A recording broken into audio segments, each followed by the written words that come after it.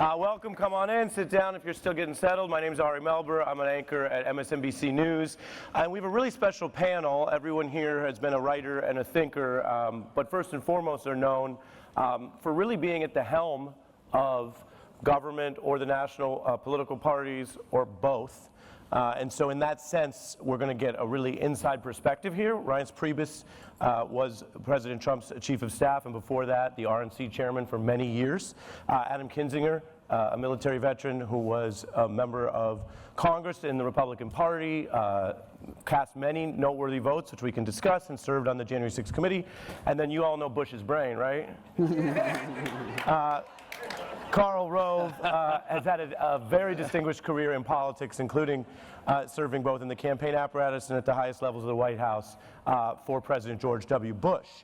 Please welcome our esteemed panel.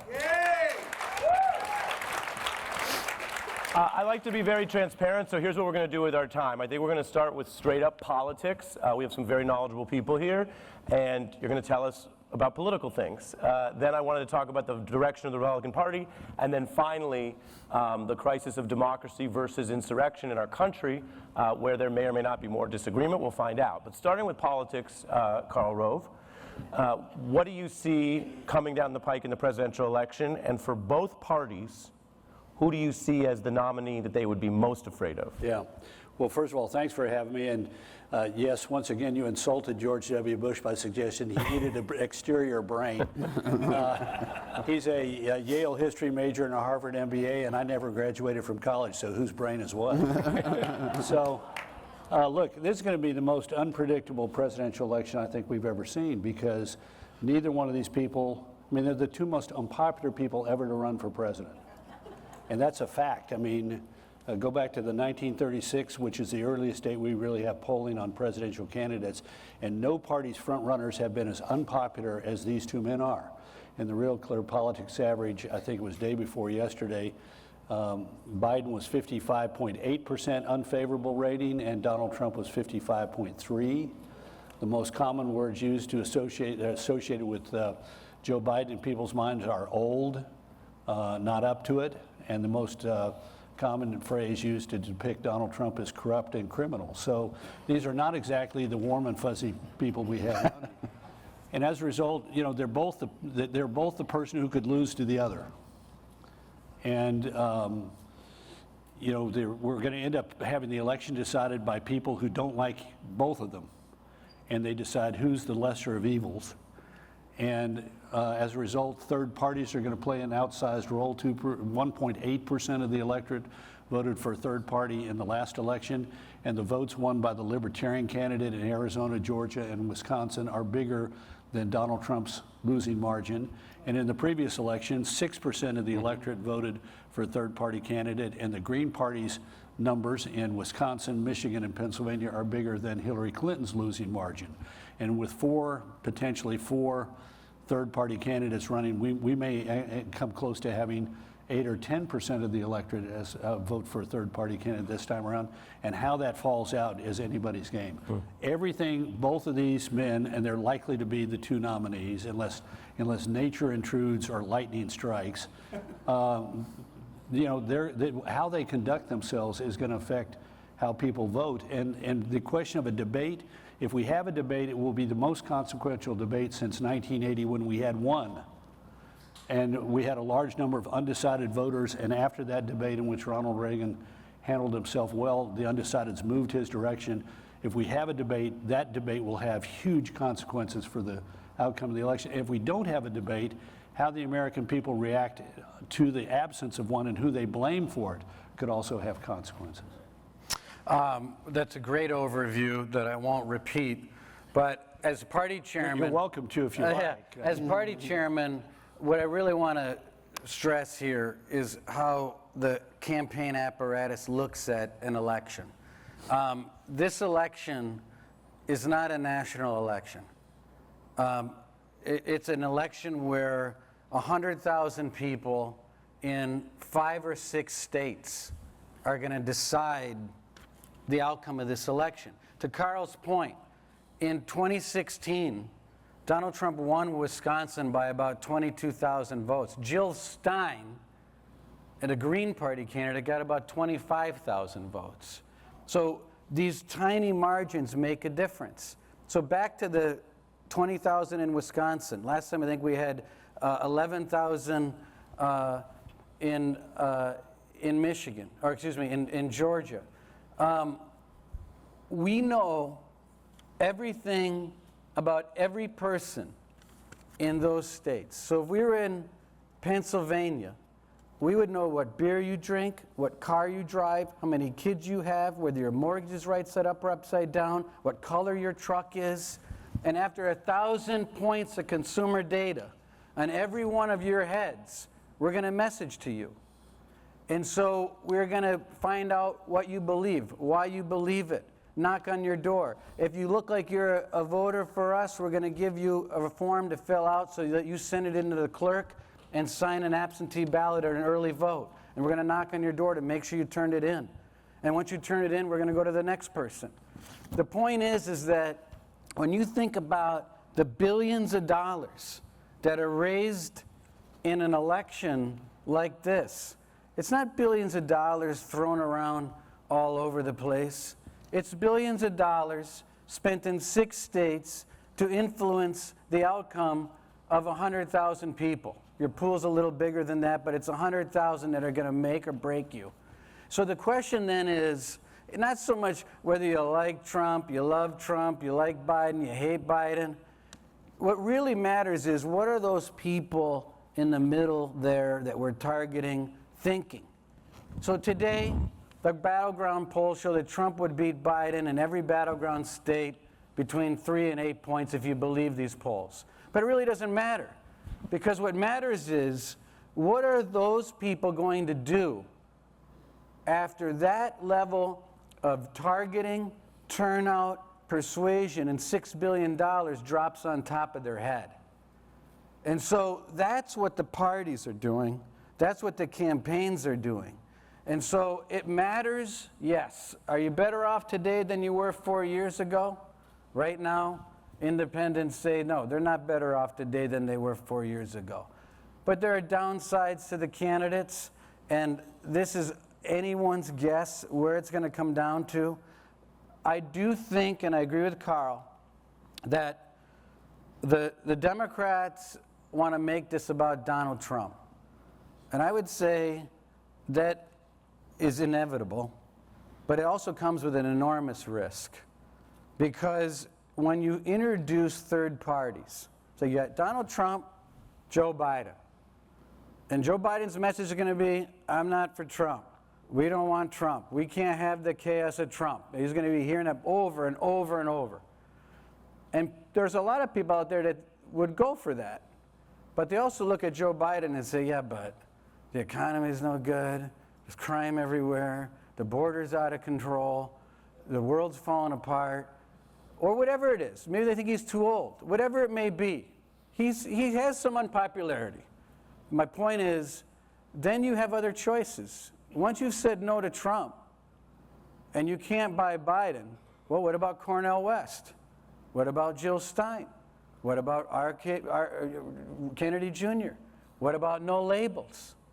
So when you dilute yourself, the Democrats are opening themselves up to an enormous infrastructure failure, I think, in how what they're allowing to have happen around them.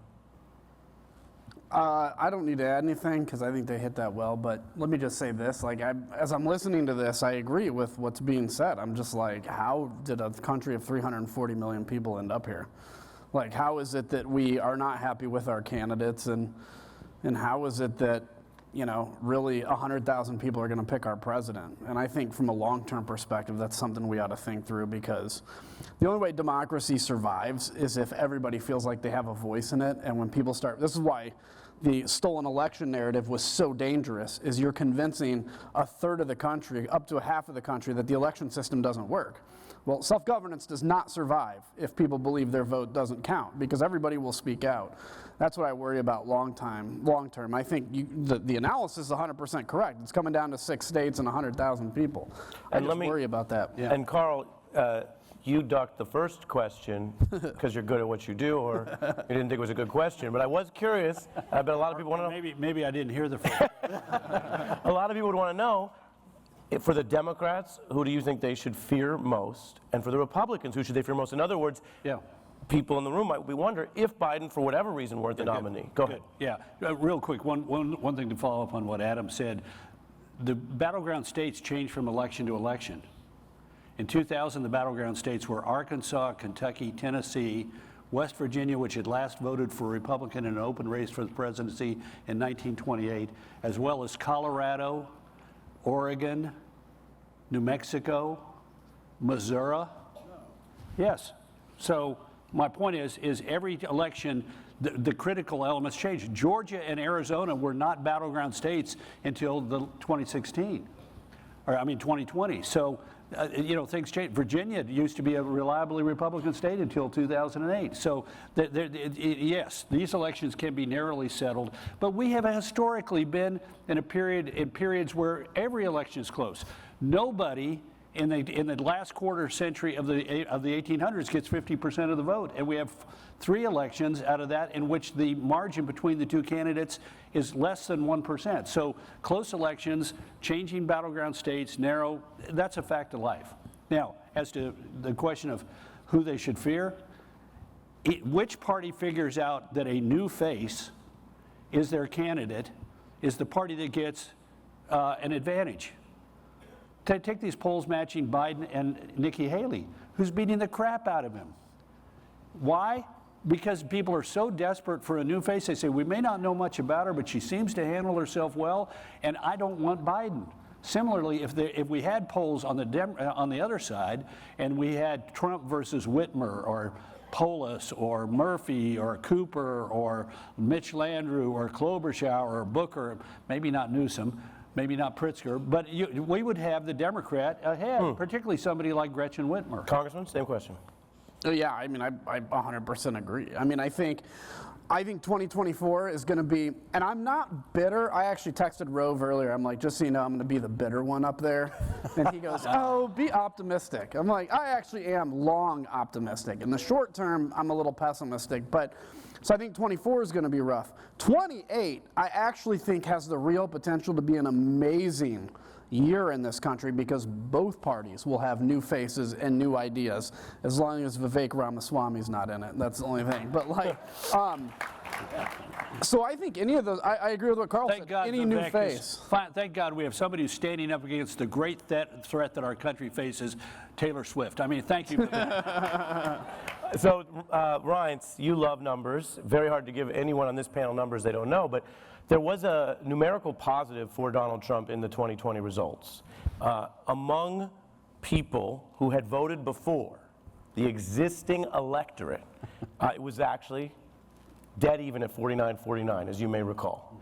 And in 2020, if you just re-racked 16, it would be very similar, practically tied. Yep. As you know, and I'm curious for you to apply this to 24 and your former boss's challenge, if Donald Trump becomes the nominee, 14% of that electorate were first-time voters, which is big.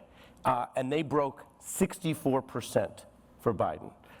Your view of that, and is it key to Donald Trump to not just hold whatever that losing electorate was, but to find some compact with new or first-time voters this year, if he's the nominee? Well, I mean, aside from the mechanics and not getting blown out in early vote and absentee ballot voting, I think COVID was wild in 2020 and presented a lot of new opportunities for voters that were not available in 2016. And that dynamic, I think, changes a lot as compared to 2020 and 2016, just the level of first-time participation. What could change? I think Biden's popularity. I mean, he was 20 points higher on the approval rating in 2020 than he is today. That's number one. Number two, independents by 47 to 29 on average today say that they were better off under Trump than they were under Biden. And they said that the world was a safer place under Trump than Biden. So the other thing to keep in mind is that, you know, I think that 2024 is a replay of the electorate's mood more similar to 2016 than it was in 2020. I think, Trump was in office. He was fresh to the electorate. To some people, they didn't like his tactics. Biden was going to be the guy to bring us all together. Things were going to go back to normal, but it didn't happen. The other thing I'd tell you is that, people are angry out there. People are upset. And as I described Donald Trump in 2016, he was the biggest middle finger that the American people could find. And they found it. And I actually think that people are more angry today than they were in 2016 for some of the things I listed before about crime, about the border, about where they're at, the economy, you name it. And so I just think, and then you add the third parties in. We're talking about tiny margins. I think all of that together means we've got a toss-up. Means that no one can tell us really definitively, obviously, how it's going to turn out until it turns out. And we'll get into kind of maybe why the mood is like that around the country later. I would love to talk about that, my opinion on that. But things will be different. I think voting will be down, and the options will be more plentiful. I'm going to go to Karl, and I have some numbers for you, and then to the congressman on democracy. There's some things that you've been very right about. And a lot that I've been very wrong. I need to make a confession. I gave money to Adam, and shortly thereafter, his career ended. I'm sorry. I contributed. Friggin' Rhino. Congressman, do you have a response? Yeah. They got the Rhino taint on me, bro. Well, this is what you said, which overlaps with this part of the discussion. I'm reading from you a few years back. You wrote, Trump didn't win because he expanded the GOP, but because Clinton lost a significant chunk of the Obama coalition. And you compared her 16 to Obama re-elect. She dropped, you wrote, 1.8 million African Americans, 1 million voters aged under 29, 1.8 million voters aged under 44, 2.6 million Catholics, and nearly 4.5 million voters in families that make under $300,000, under $30,000, families that are struggling. And you document all of that. How does that apply today and to what Reince was saying? Yeah, well, both candidates face the likelihood of losing part of what they had last time around. There are two ways that that things shift. One is I go from being for somebody to being against that same person and for somebody else. And the other way is I don't show up, or I show up. On Biden's side, he's got a problem in that he, first of all, is lacking enthusiasm among black, Hispanic, and young voters. A 1% decline in African American turnout in Georgia, and he loses Georgia. A 7% decline in voters under the age of 35 in turnout in Arizona. Even if he gets the same overwhelming percentage, he loses Arizona. So the lack of enthusiasm is problematic for him. And for Trump, the problem is that last time around, he lost 8% of Republicans, and it was 7 million votes short in the popular vote. In June, the National Opinion Research Council for AP did a survey and said, do you think, here are the 4 indictments, do you think they're legitimate or not? 16% of voters said that at least one of those or more of the indictments were legitimate, 16% of Republicans. And they also said, do you think they're legitimate but politically motivated, not legitimate, or do you not have enough information in order to form an opinion? 24 to 31% of Republicans said, I don't have enough information to tell you whether or not I got an opinion about New York business case, Jack Smith, Georgia, or classified documents. Bullshit. What was happening was they were saying, I'm talking to somebody I don't know, representing an organization I've never heard of, and I'm a Republican, and they're asking me to say something bad about the leader of my party in a tribal moment, and I don't feel comfortable saying that, so I'm going to take the easy way out and say I don't have enough information. Well, let me counter you, and I'll let you finish. 1 out of 5 voters in the Republican primaries in these first 2 states say if he's convicted, they view that as disqualifying. Yeah, look, that's the next thing. I mean, if you got 16% already saying it was legitimate, and another 24 to 31% who say I'm not going to tell you where I fall down on this thing. I can believe that that number is accurate. So if he is found guilty in something, even if it's the New York business case, it's going to have an effect. So let's bring Reince in, and then the congressman has promised. Reince, you served at the highest level for this individual when he was president. There are investigations that did. Second highest. The guy who was in charge of the Twitter feed was the highest. Right? So you say. And Reince, there were investigations that did not find wrongdoing by Donald Trump, in fairness. The Mueller probe was a long-running investigation. It found a lot of wrongdoing, had a lot of fair convictions by people's juries of their peers, but Bob Mueller did not find wrongdoing that the president committed while president, other than the arguments around obstruction, which they didn't view as indictable under the rules. Having said that, in fairness, as you know, these cases have a ton of evidence. We heard from Cassie Hutchinson a couple rooms over today about it. And Mr. Rove just walked through how much criminal evidence that could result in a conviction. What is your response to that, both politically, which is this panel, and morally, if you care to weigh in? Well, I mean, so far it hasn't played a role. If anything, at least temporarily within a Republican primary, it's helped the president solidify his support, solidify his base. Certainly, I think a conviction without a doubt would be certainly not helpful and certainly problematic. But I think that the way things are going, it doesn't look like any of these cases are going to get resolved before the election. It's anyone's guess whether they will or they won't.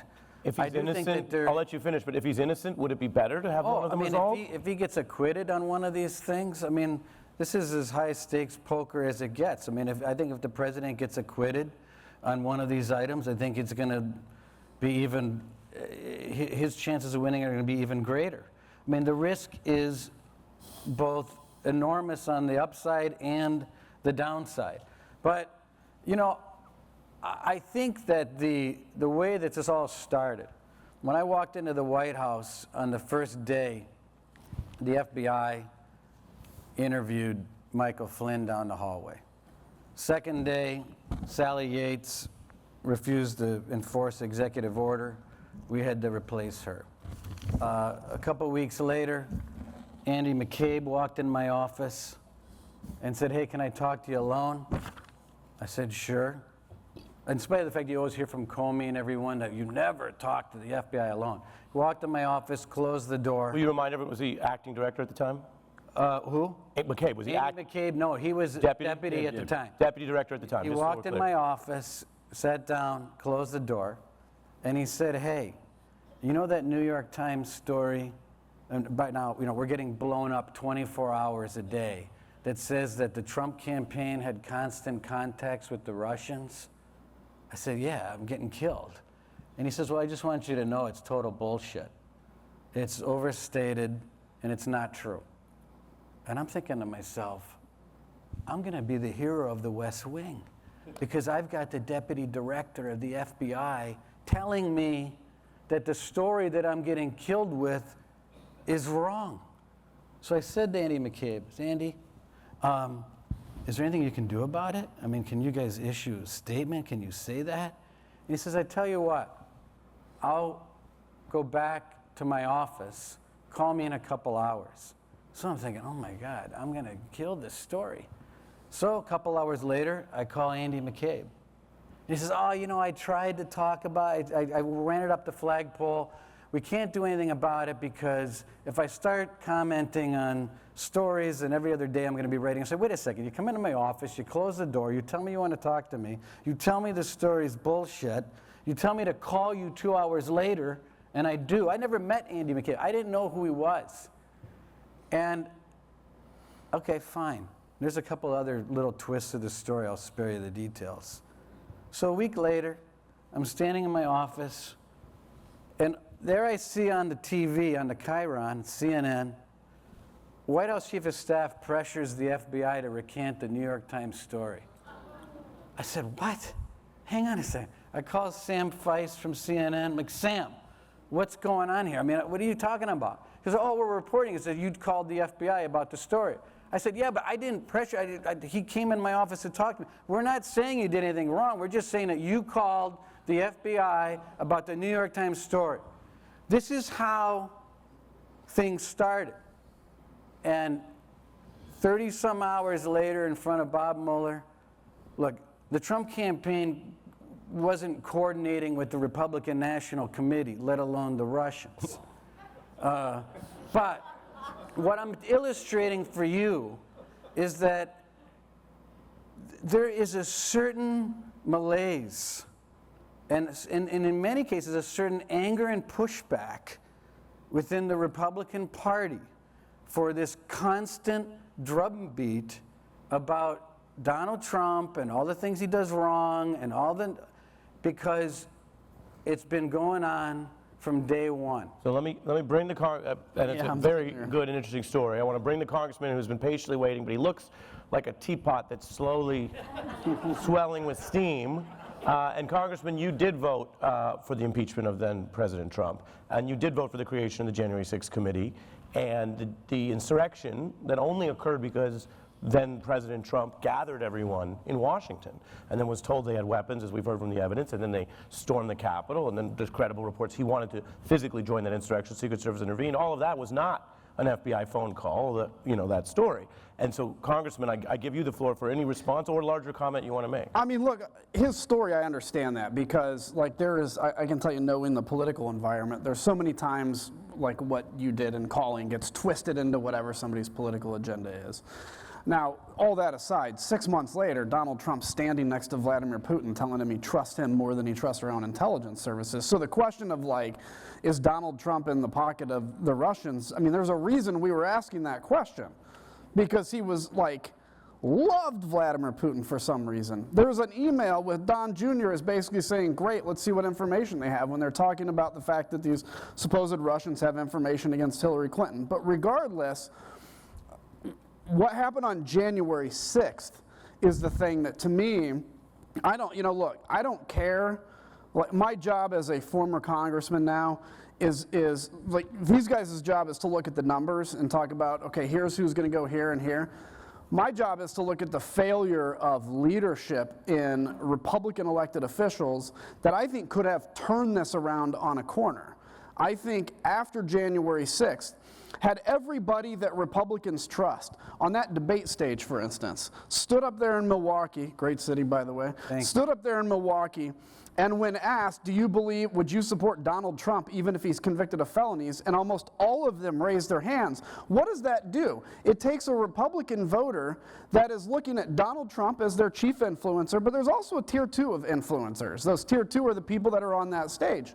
If everybody on that stage would have said, hell no, I would not support him if he is found guilty by a jury of his peers in this fair justice system, they could have drug more Republicans to that side. But when every one of them, Tim Scott for God's sakes, stands up there and says, I don't care, I'm going to still support him, what that says to every Republican that's watching is like, look up and say, well, evidently this is a witch hunt by the Justice Department because these other people I trust say it is, and they're running against him.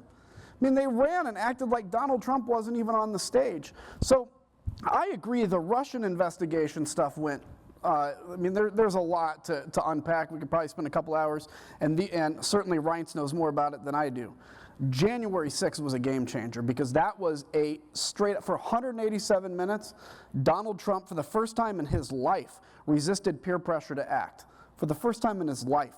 And he watched to see if this would succeed. And only when law enforcement turned the tide, only at that moment did he begrudgingly put out a statement that said, let's be peaceful or whatever. So yeah, I'm a little bitter about that. And the problem is, the failure is not, it's not in the politicos. The politicos, they're important on numbers.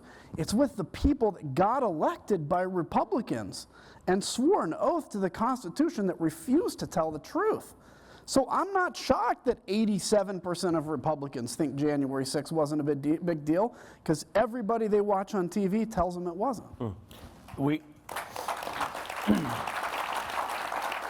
Just doing my job, we only have 15 minutes left. I'm going to go Karl and then Reince. Yeah. Back to your original question. Look, we're going to have two things that are going to be, quote, guilty verdicts, in my opinion, the equivalent of. One is going to be the New York documents case, which absolutely will happen. In fact, it may happen today or tomorrow. and the president, in all likelihood, it's already been found to have engaged in inappropriate activity. And the question is, how many millions of dollars is he going to have to pay, and will he be able to conduct business activities or not? This is going to be the equivalent in people's mind of a, quote, guilty verdict. And as a result, I think it's going to have an impact. How big? We don't know. The second one is going to be this claim that any president has unlimited immunity. He could order SEAL Team 6 to go kill a political opponent, and it depends on the context. We're going to see this because this issue is at the court, the D.C. Circuit. It's going to go to the Supreme Court. I bet you there is a 9-0, 8-1, 7-2 decision by the Supreme Court saying no president has unlimited immunity. And that's going to be. Now, Reince is right. Reince is right.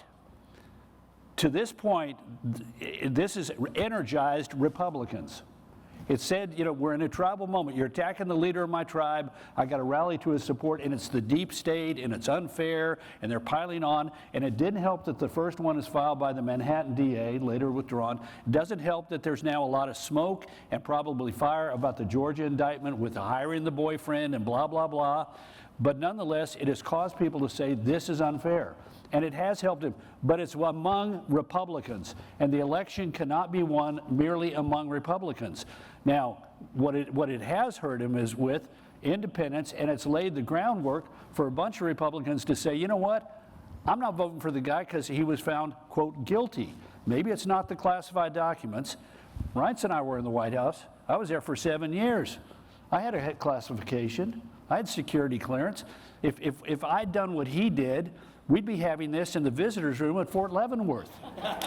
So, but that case is not likely to be resolved until after the election. I don't know if Kinzinger would even visit you. Oh, I'd come. No, I'd visit. Look, Kinzinger, he's not forgiven me for having contributed to his campaign.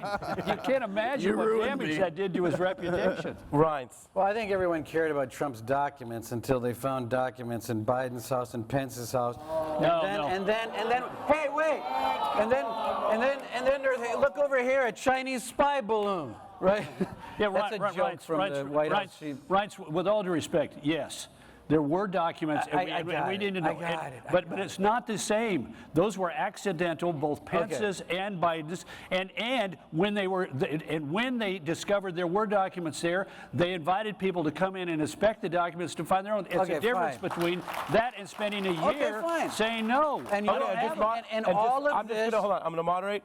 Now Reince gets time. Right. Time. And all of this will be figured out by the courts. And if you think that Trump being found guilty by the Attorney General's investigation in New York is going to sway the independent voters in Wisconsin and Pennsylvania and North Carolina, good luck, because I don't think it is. I think people are much more hardened than you all might want to accept. I think that most people don't care about any of these issues. I think you want them to. I think you wish they would. But this is not the I'm going to let him finish, and then you can go. This is not the 1990s electorate. This is 2024, where division is profit and unity is a loser.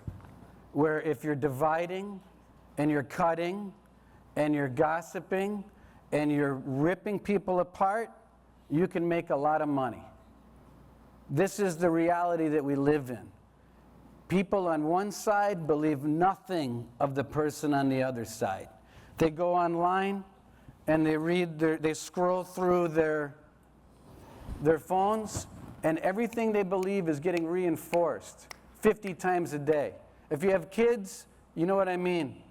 You're telling me, thinking, maybe I'm nagging my kid too much. But you know what? For every one time you're nagging your kid, they're seeing 50 things that are telling them the opposite by the time you come back to them. Between the media, between social media, between our politics, I know you want to believe that all of this matters more than I believe that it does. The reason I'm hardened is because I see the electorate every day knocking on doors, calculating and looking at data, reading polls, and I don't think it registers. So So let that's me- what I think. Congressman response, and then I know Karl wanted to get in. I just want to keep everyone time. Go ahead, sir. I mean, I don't have anything really to add on it. I think, again, it's the numbers may be right, but it's because of a complete lack of leadership. It's a failure of leadership. And I think our founding fathers assumed that once you took an oath to the Constitution, you'd take that oath pretty seriously and you put things above yourself. And our leaders haven't done that. I agree with Karl. If he is convicted, and no matter what it is, I think it may not devastate. People would always say to me, well, are you upset that the January 6th committee didn't change everything, the dynamics in the GOP? I'm like, no. I mean, I wish it did, of course. I'm not pretending I didn't. But we set the history books straight. My kid is going to read the truth. He's not going to read a bunch of BS that it was somebody that it wasn't. And I don't think in 10 years there's a single person that's going to ever admit they supported Donald Trump. I'll be honest with you. That's what I think. And when these cases are put in front of the public and people see the truth and they see the evidence, it will be very difficult to say, I don't believe you, I think that was deep state. When you see Trump's own words, you see Trump's own chief of staff, not him, Mark Meadows, testifying against him, maybe even Mike Pence, that's going to be a much different moment. So let me take these If points. you have- Well, Reince, I'm going to go back to Karl and then you. I'm just trying to keep it going. Karl, we have, Let Reince have okay, it. go ahead, sir. Nothing. I just said if that trial ever happens. Okay, so Karl, this is my question. We only have about 7 minutes left here. The proof that the truth matters is how much politicians lie, because they're afraid of the truth. If the truth didn't matter, if everything that went down up through and on January 6th wasn't bad for Donald Trump among a lot of people in America, they wouldn't have to first blame it on Antifa, then maybe I didn't want to do it, then maybe it was a good thing, then now they're talking about pardons. So I want to read, and this is the last quote I have, and I think it's striking because the congressman just made a point that this is not just a passive thing that's happening out here. You've made this point a couple times today, and it is the whole point. The leadership of the people who have a platform, whatever it may be, who have the ability to reach many people, have a responsibility if we are going to be a democracy under the rule of law. I thought it was striking that you wrote this, and then everyone will get a closing moment, okay? This is by you, Karl. There were several thousand protesters who used force to disrupt Congress's constitutional duty to certify the vote. Some went with that purpose in mind. Others were swept up in the moment's savagery, led astray by stronger wills with dangerous motives. The leaders of this group were intent on committing violence, some planning for weeks. Many wore tactical gear. Some came armed with chemical agents, flagpoles, batons, and sticks. They broke through barricades. They assaulted approximately 140 police officers, in some cases with the officers' own shield and gear. They smashed doors and windows. They illegally entered the Capitol. They ransacked offices. They searched for leaders of Congress and made dire threats about what they would do if they found them. We're at a writers' festival. You wrote that for a reason.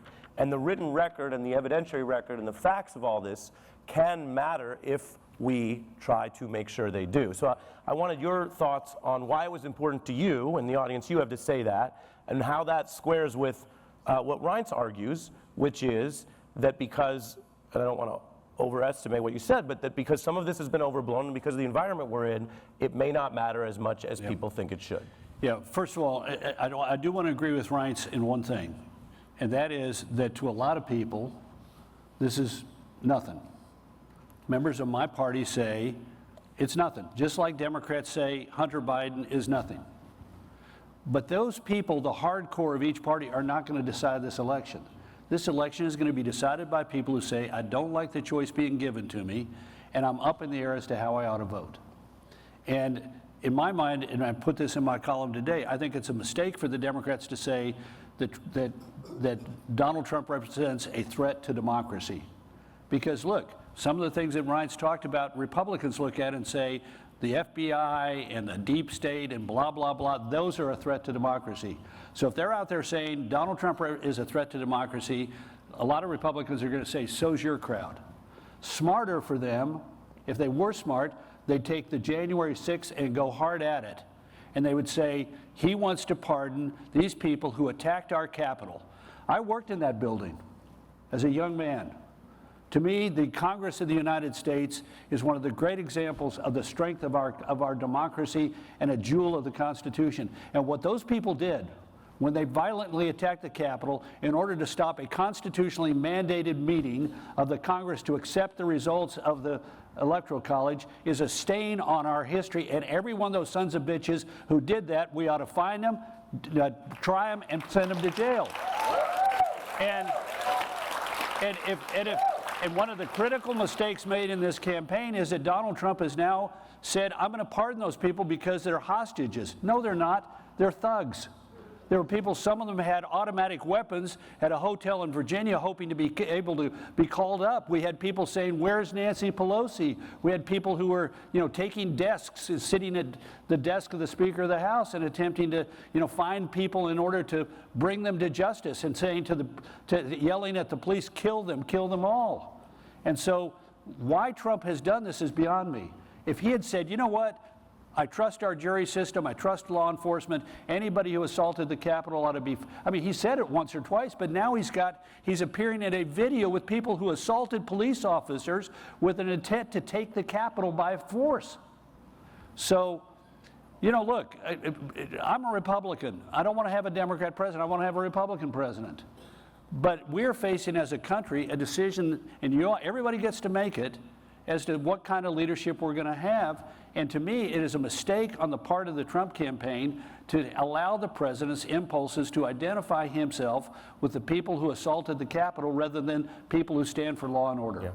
One final remarks from both of you, please. So just to make it clear, I don't disagree that every one of these idiots and criminals and domestic terrorists that stormed the Capitol shouldn't be prosecuted. They should be. If you broke the law, you ought to be prosecuted. You'd be in a lot of trouble for doing what you did, breaking windows. Of course. I'm not insane. I haven't lost my mind. But what I'm arguing is something different and maybe more disturbing to you all, is that I don't think it's resonating. I think that the voter in Wausau, Wisconsin is more upset by the fact that the government dumped $4 trillion in the economy between 2008 and 2016 to bail out a bunch of people that created a housing crisis, and they paid for it on the back of the working people, and the only people who actually made money and did better in that time were all the people that created the system that they got rich off of. That's what people are pissed off about. So left-wing populism is going to win, or right-wing populism is going to win. But I can tell you one thing that's not going to win is not the 1990s. That's not going to win. So we are in a place in the electorate today where a small amount of people are going to decide. As Karl said, young people are turned off, Hispanic voters are turned off, black voters are turned off. It's anyone's guess what's going to happen. But what matters, I think, most to people is whether they've got money in the bank, food on the table, they can have a normal life, retire, and worry about their kids. That's what people care about, and that's what's going to decide this election. Yeah, I mean, look, I don't actually disagree. I think that's true. I mean, I think one of the Democrats' biggest vulnerability right now is border. That said, if the Democrats can unite in terms of going after the GOP on the border issue, now that they have put a compromise in theory on the floor, and Donald Trump has said, no, I want that as a campaign issue. I mean, keep in mind, 4 months ago they said, we're going to hold up Ukraine begrudgingly because, we have to have a policy change. So all of a sudden they get a policy change, and it's like, oh no, the president can do this on his own. He doesn't need a policy change. The American people are smart enough to see what that is. I think it's going to be important. You're not going to flip the script completely on the Republicans on the border issue, but there can be some differences made. But when it comes to the things like just the preservation of democracy, it gets back to the issue of leadership. Yeah, maybe people don't care about it. They should. And they should care about it because there should be leaders that are telling people the danger we're legitimately in. Like, if you watch Fox News, you're not going to see it. But if I was still a Republican member of Congress, I would be telling the 700,000 people I represent, take 30, however many, 10 soldier, 20 soldier fields, and you take all the people there and you pull one person out, and that's you. You represent 700,000 people, and you're gonna say that I care about my re-election more than I care about the truth about this country. So that's, I mean, that's, as you can tell, yes, people don't care about it, but I think it's because of a failure of leadership to actually put what the stakes are out there. I hope you'll join me in thanking our influential, strong-willed people in the Thank center you. of the arena on a frank discussion. Thank you, guys. Thank you. Thanks, buddy.